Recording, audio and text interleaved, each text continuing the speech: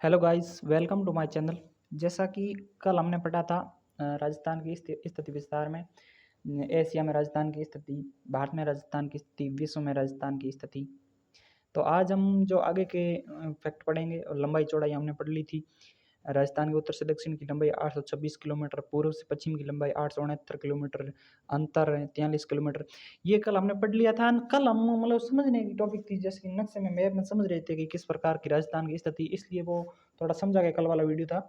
तो अगर आप चैनल पर नए हो तो चैनल को सब्सक्राइब करें, चैनल की विजिट करके पहले के वीडियो भी देख ले, ताकि आपको सारा मैटर है वो समझ में आ जाए।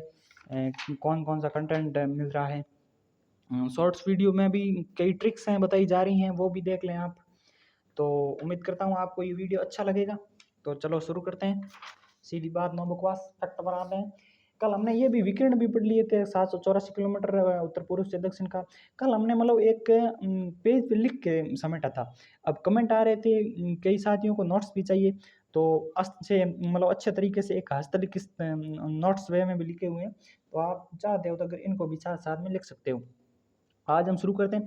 कल हमने जो कल वाली क्लास थी ना, उसमें हमने जैसे कि जो राजस्थान का मध्यवर्ती गांव है, सैटेलाइट सर्वे के अनुसार तो घगराना है, और ऐसे ही कहे तो वो लामपला। ये कल हमने ये लास्ट में फैक्ट पढ़ा था। अब आज मैं नोट्स के साथ लाया हूँ, कल समझा समझा के बताया था, आज नोट्स के साथ इसलिए लाया हूँ, कई साथी लिखना चाहते हैं साथ में, फिर लॉन्ग वीडियो हो जाती है तो मतलब साथियों को इंटरेस्टेड भी नहीं है, इसलिए साथियों की इच्छा अकॉर्डिंग आज ये बनाया है।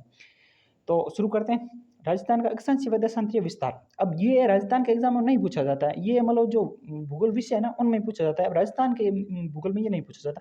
ये समझने योग्य बात है, अक्षांश होते क्या है, देशांतर होते क्या है, ये समझने योग्य बात है। तो चलो समझ लेते हैं। अक्षांश पृथ्वी के केंद्र से पृथ्वी की परिधि पर स्थित किसी बिंदु के मध्य कोणात्मक दूरी अक्षांश कहलाती है। समझ गए? पृथ्वी के केंद्र से पृथ्वी की परिधि पर स्थित किसी बिंदु के मध्य कोणात्मक दूरी अक्षांश कहलाती है। समझे? अब अक्षांशों की कुल संख्या कितनी है? अक्षांशों की कुल संख्या है 181 अक्षांश होते हैं। अब दूसरा अक्षांश पढ़ ली। अक्षांशीय रेखा क्या है? अक्षांशीय रेखा समान अक्षांशों को मिलाने वाली काल्पनिक रेखा अक्षांशीय रेखा कहलाती है, अथवा वह काल्पनिक रेखाएं जो भूमध्य रेखा के समांतर खींची गई हो तथा उत्तर से दक्षिण की कोणात्मक दूरी को प्रदर्शित करती हो, अक्षांशीय रेखा कहलाती हैं। समझ गए? बात आ गई समझ में? अगर आप साथ में नोट्स उतारना चाहते हो तो नोट्स उतार भी सकते हो। अगर आप बीएसटीसी, पीटीटी, सीईटी या अन्य 12th लेवल की भर्ती, लैब असिस्टेंट, वनपाल, वन रक्षक, हाईकोर्ट, फोर्थ ग्रेड, अन्य वैकेंसी की तैयारी कर रहे हो, तो ये वीडियो आपके लिए बहुत ही लाभदायक है एक तरह से कहूँ, क्योंकि इसमें उन तथ्यों को लिखा गया है जो एग्जाम में पूछे गए हैं, एग्जाम ओरिएंटेड है, उन्हीं तथ्यों को सम्मिलित किया गया है। आगे पढ़ते हैं। वह काल्पनिक अक्षांशीय रेखा कहलाती है, अथवा वह काल्पनिक रेखाएं जो भूमध्य रेखा के समांतर, ये मैंने कल आपको गोलार्ध समझाया था, गोलार्ध, उसमें ये भूमध्य रेखा है, इसके समांतर ऐसे खींची गई रेखाएं क्या कहलाती हैं? ऐसे खींची गई रेखा कहलाती है अक्षांशीय रेखाएं। समझ गए? उत्तर से दक्षिण की कोणात्मक दूरी को प्रदर्शित करती हो, अक्षांशीय रेखा कहलाती है। दो अक्षांश रेखाओं के बीच की दूरी कितनी होती है? दो अक्षांश रेखाओं के बीच की दूरी होती है 111.13 किलोमीटर। समझ गए? 111 किलोमीटर, 111.13 किलोमीटर दो अक्षांशों के मध्य की दूरी होती है। अब भूमध्य रेखा पर इनके बीच की दूरी क्या होती है? अब ये भूमध्य रेखा है, अक्षांश धीरे धीरे बढ़ते जाते हैं ना ऐसे, फिर नीचे। आप सपोज करो ये गोलार्ध है, ये भूमध्य रेखा है, ये कर्क रेखा है, ये मकर रेखा है। ये 23.5 डिग्री उत्तरी अक्षांश, 23.5 डिग्री दक्षिणी अक्षांश, 66.5 डिग्री उत्तरी अक्षांश, 66 डिग्री दक्षिणी अक्षांश। ये 90 डिग्री वाला ध्रुव हो गया, ये 90 डिग्री। सपोज करो, इसमें मैं मैप नहीं प्रदर्शित कर सकता, हालांकि रफ कॉपी उसमें बताऊंगा, ठीक है। आप समझने की प्रयास करो इस गोलार्ध के जरिए काल्पनिक तरीके से। भूमध्य रेखा पर इनके बीच की दूरी 111.6 किलोमीटर थी, ध्रुव पर इनके बीच की दूरी 111.7 किलोमीटर, यानी ध्रुव पर इनके बीच की दूरी तो क्या है, बढ़ रही है। अब चलो अब आगे पढ़ते हैं। सबसे बड़ी अक्षांश रेखा कौन सी है? 0 डिग्री है ना। ये जो भूमध्य रेखा है ना, इसको ही 0 डिग्री रेखा कहा जाता है। मैं आपको समझा दूं एक मैप के जरिए, एज ए मैप मैं आपको समझाता हूँ। चलो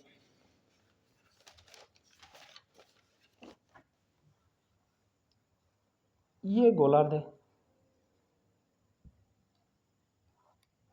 ये है 0 डिग्री, या भूमध्य रेखा, विषुवत रेखा, जो भी कहो, ठीक है। जो भी मतलब नहीं कह सकते, इसके 3 नाम है, 0 डिग्री, विषुवत रेखा, भूमध्य रेखा। अब ये ऐसे खींची जाती है, अब ये ऐसे खींची जाती है ना, इसे कहते हैं देशांतर रेखा, इसे कहते हैं देशांतर रेखा। अब ये कर्क रेखा है, ये मकर रेखा, ये 66.5 डिग्री उत्तरी अक्षांश, ये 66 डिग्री दक्षिणी अक्षांश, ठीक है। अब ध्रुवों की जो अक्षांश रेखा की दूरी है ना, यहाँ पर तो होती है 111 जो हमने पढ़ा था 111.6 किलोमीटर ध्रुव के मध्य की दूरी, और यहाँ ऊपर ध्रुवों पर आते हैं ना, यहाँ पर तब हो जाती है 111.7 किलोमीटर इनके बीच की दूरी। समझ गए? अब और समझाने योग्य बात होती है, मैं इस कॉपी में आपको समझा दूँ, तब तक आप नोट्स उतारते जाइए। एवं एग्जाम ओरिएंट कंटेंट है, अगर आप कम समय में इस वीडियो को देख रहे हैं ना, तो अब ये आपके लिए काफ़ी लाभप्रद वीडियो है। सबसे बड़ी अक्षांश रेखा 0 डिग्री, सबसे छोटी अक्षांश रेखा 69 डिग्री होती है। देशांतरी रेखा, अक्षांश रेखा अक्षांशों की जो संख्या, अक्षांशों के मध्य की दूरी, और अक्षांशों में छोटी बड़ी रेखा कौन सी, वो हमने पढ़ ली। अब क्या पढ़ेंगे? देशांतरी रेखा, वह काल्पनिक रेखाएं जो भूमध्य रेखा के लंबवत खींची गई हो। भूमध्य रेखा के लंबवत, ये भूमध्य रेखा है, मैंने वो गोलाकार वाला बताया था सिस्टम।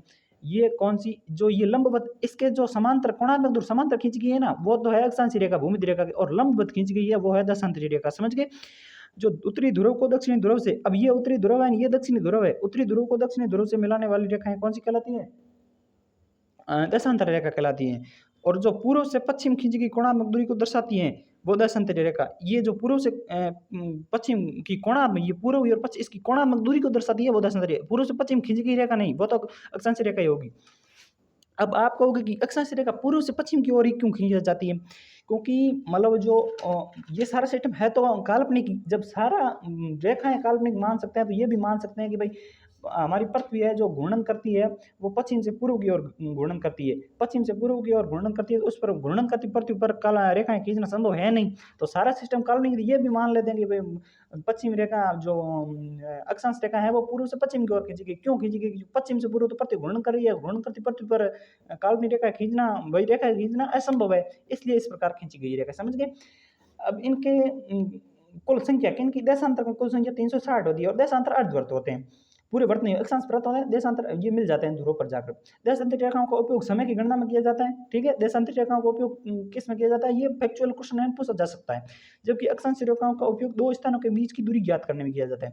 देशांतरी रेखाओं का उपयोग समय गणना में किया जाता है, और अक्षांश रेखाओं का स्थान, दो स्थानों के मध्य दूरी ज्ञात करने में, जलवायु निर्धारण में किया जाता है। देशांतरी रेखाओं के बीच की दूरी क्या कितनी होती है? 111.32 किलोमीटर। अक्षांशी रेखाओं के बीच की क्या पड़ी थी? अक्षांशी रेखाओं के बीच की दूरी होती है 111.3 किलोमीटर, वो पड़ी थी। ध्रुव पर होती है 111.7 किलोमीटर, और विषुवत रेखा पर होती है 111.6 किलोमीटर होती है।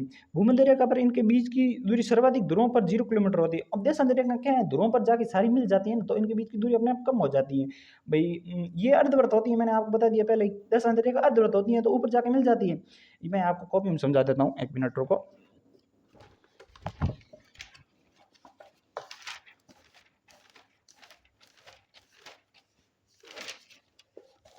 ये देखो, ये गोलार्ध है, ये देशांतर रेखा, ये अक्षांश, ये भी 0 डिग्री वाली। अब ये है ना, ये देशांतर रेखा, ये काल्पनिक समझिए आप। ये अक्षांश है, धीरे धीरे धीरे धीरे ये मिल रहे हैं, यहाँ पर जाकर, यहाँ पर ये मिल रहे हैं, इनके यहाँ मिल रहे हैं, तो ऑटोमेटिकली इनके बीच की दूरी कम हो जाएगी। अब ये अर्धवृत्त और है, ये पूरे ऐसे सामने से पीछे नहीं है, ये काल्पनिक है, पीछे नहीं है, ये मतलब अर्धवृत्त है।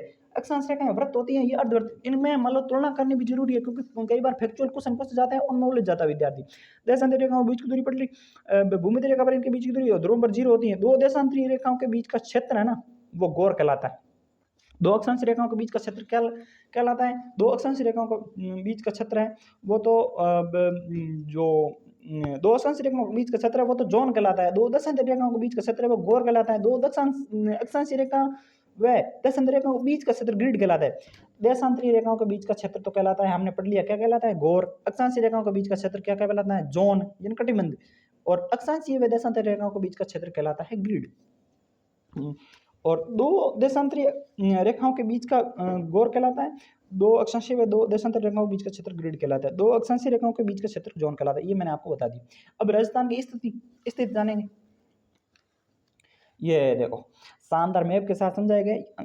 अब इससे आसान तो क्या ही करूँ, मतलब ये आसान वे में नोट्स में भी आपको एक इंटरेस्टेड रुचि होगी उतारने में, लिखने में वगैरह। इस वे से आप समझोगे ना, तो ये दक्षिणी बिंदु दिया गया है, उत्तरी बिंदु दिया गया है, जिला दिया गया है, पूर्वी बिंदु दिया गया है, पश्चिमी बिंदु, और अक्षांशीय स्थिति 69 डिग्री 30 मिनट पूर्वी देशांतर से, 78 डिग्री 17 मिनट पूर्वी देशांतर, और 23 डिग्री 3 मिनट दक्षिण, जो यह राजस्थान का है ना देशांतरी विस्तार, 23 डिग्री 3 मिनट उत्तरी अक्षांश से, 30 डिग्री 12 मिनट उत्तरी अक्षांश। आप समझते हैं, देखो ये राजस्थान है। अब राजस्थान का जो अक्षांशीय विस्तार है ना, वो 69 डिग्री 30 मिनट पूर्वी देशांतर से 78 डिग्री 17 मिनट पूर्वी देशांतर है। समझ गए। राजस्थान का सबसे पश्चिमी जिला जैसलमेर है, सम तहसील है, कटरा गांव है। राजस्थान का सबसे पूर्वी जिला धौलपुर है, राजगढ़ तहसील है, सिलाना गांव है। ओके। अब राजस्थान का जो देशांतरीय विस्तार है ना, 23 डिग्री 3 मिनट उत्तरी अक्षांश से 30 डिग्री 12 मिनट उत्तरी अक्षांश। ओके। राजस्थान का सबसे दक्षिणी जिला बांसवाड़ा, ये हड़ौती वाला क्षेत्र बांसवाड़ा है, कुशलगढ़ तहसील है, बोरकुंड गांव है।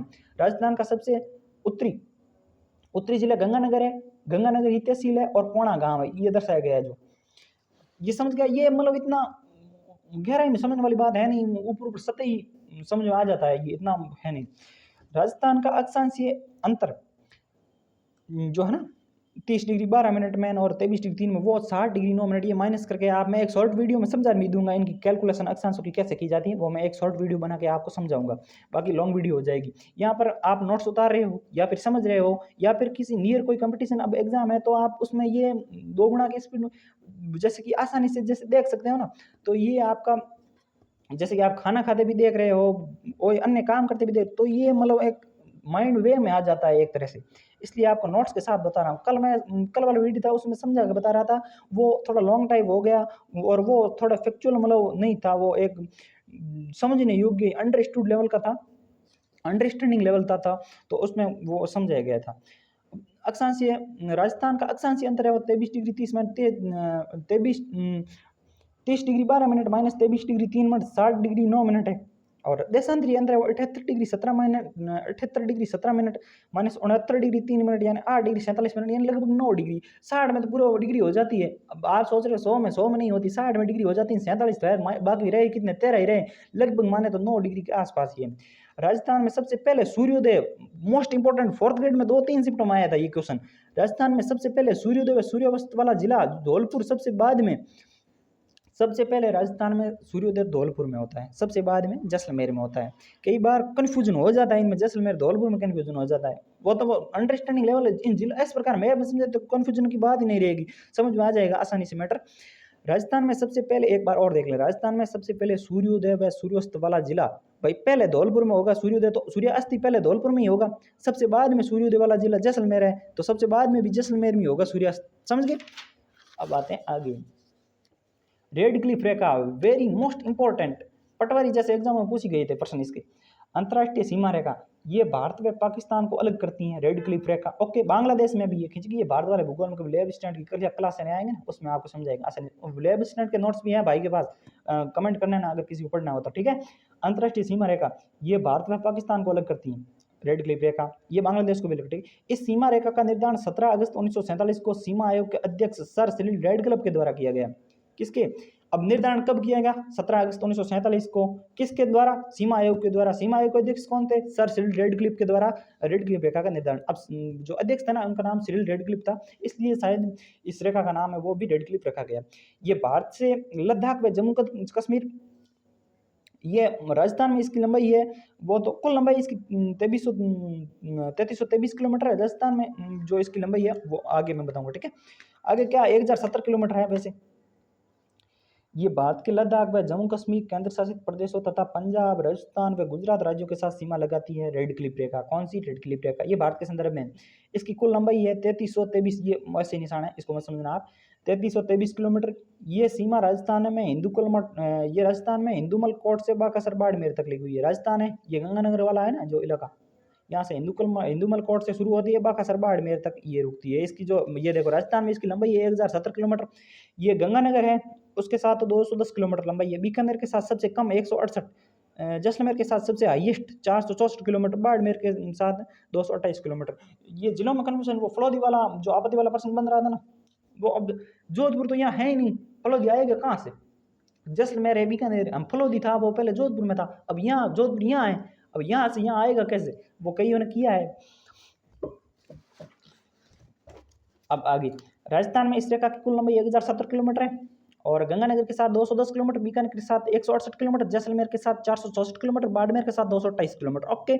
इसका आरोही क्रम, अब आरोही मतलब छोटे से बड़ा, फिर उससे बड़ा, फिर उससे बड़ा। सबसे कम कौन सी 168 किलोमीटर वाली थी ना बीकानेर के साथ। गंगानगर की कितनी, गंगानगर की 210 किलोमीटर थी ना, और उस 210 किलोमीटर ज़्यादा किसकी बाड़मेर की कितनी 228 किलोमीटर, 228 से ज़्यादा किसकी जैसलमेर की कितनी 464 किलोमीटर। और एक मतलब घटते हुए जैसलमेर की सबसे बड़ी कौन सी, जैसलमेर कितनी 464 किलोमीटर। उसके बाद कौन सी, बाड़मेर, बाड़मेर कितनी 228 किलोमीटर। उसके बाद कौन सी, गंगानगर, गंगानगर कितनी 210 किलोमीटर। उसके साथ बाद कौन सी, बीकानेर, बीकानेर की कितनी 168 किलोमीटर। ओके, अब विक्रम मतलब बड़े से छोटे की तरफ, आर विक्रम छोटे से बड़े की तरफ, समझ गए, ठीक है।